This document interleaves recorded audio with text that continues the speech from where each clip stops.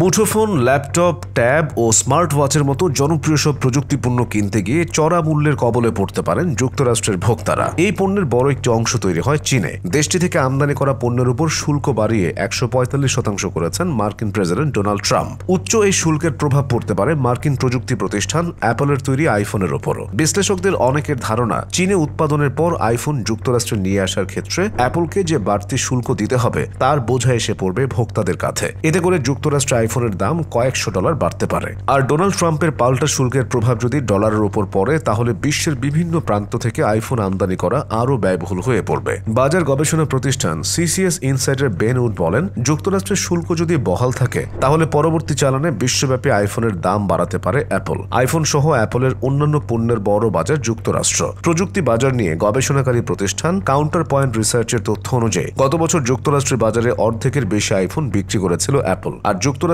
বিক্রির জন্য প্রায় 80% আইফোন তৈরি করা হয়েছিল চীনে, বাকি 20% ভারতে। তবে স্যামসাং সহ অন্যান্য মুঠোফোন নির্মাতা প্রতিষ্ঠানের মতো অ্যাপলও বিগত বছরগুলোয় চীনের উপর নির্ভরশীলতা কমানোর পথ ধরেছে। মুঠোফোনের নতুন উৎপাদনকারী দেশ হিসেবে ভারতের পাশাপাশি উঠে এসেছে ভিয়েতনামও। পাল্টা শুল্ক আরোপের পর কয়েকদিনে ভারতে আইফোনের উৎপাদন বৃদ্ধির উপর নজর দিয়েছে অ্যাপল। ট্রাম্প ও তার উপদেষ্টারা বলেছেন, নতুন করে যে পাল্টা শুল্ক আরোপ করা হয়েছে তার লক্ষ্য হল যুক্তরাষ্ট্রে পণ্য উৎপাদনে উৎসাহী করা। তবে পণ্যের বিভিন্ন যন্ত্রাংশ ও পণ্য সংযোজনের জন্য বৈশ্বিক সরবরাহ ব্যবস্থার একটি নেটওয়ার্কের উপর নির্ভর করতে হয় প্রযুক্তি প্রতিষ্ঠানগুলোকে। এছাড়া এশিয়ায় পণ্য উৎপাদনের জন্য কর্মীদের কম পারিশ্রমিক দিতে হয়। গত ফেব্রুয়ারিতে অ্যাপল প্রতিশ্রুতি দিয়েছে যে যুক্তরাষ্ট্রে তারা $500 বিলিয়ন বিনিয়োগ করবে। ট্রাম্প প্রশাসনের বিশ্বাস, এই বিনিয়োগের ফলে যুক্তরাষ্ট্রের প্রতিষ্ঠানটির উৎপাদন আরও বাড়বে। তবে এ বিষয়ে ভিন্নমত পোষণ করেছেন আর্থিক পরিষেবা প্রতিষ্ঠান ওয়েডবুশ সিকিউরিটিজের বিশ্লেষক ড্যান ইভস। 3 এপ্রিল তিনি বলেন, বাস্তবতা হলো এশিয়া থেকে সরবরাহ ব্যবস্থার 10%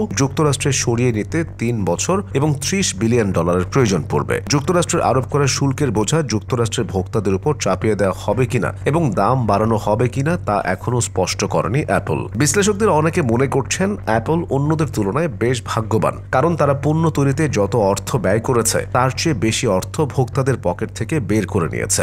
অনেকে আবার বলছেন শুল্কের কারণে যুক্তরাষ্ট্রের আইফোনের দাম 3 গুণ পর্যন্ত বাড়তে পারে। বিনিয়োগ ব্যাংকিং প্রতিষ্ঠান ইউবিএস এর তথ্য অনুযায়ী শুল্ক বৃদ্ধির কারণে চীনে উৎপাদন করা 256 গিগাবাইট স্টোরেজের আইফোন 16 প্রো ম্যাক্সের দাম $1199 থেকে বেড়ে $1999 পর্যন্ত হতে পারে। আর ভারতে উৎপাদন করা 128 গিগাবাইট স্টোরেজের আইফোন 16 প্রোর দাম $999 থেকে বেড়ে হতে পারে $1046। তবে ওয়েডবুশ সিকিউরিটিজের বিশ্লেষক ড্যান ইভসের মতে, আইফোন যদি যুক্তরাষ্ট্রে তৈরি করা হয় তাহলে স্মার্টফোনটির দাম 3 গুণ বেড়ে হতে পারে $3500।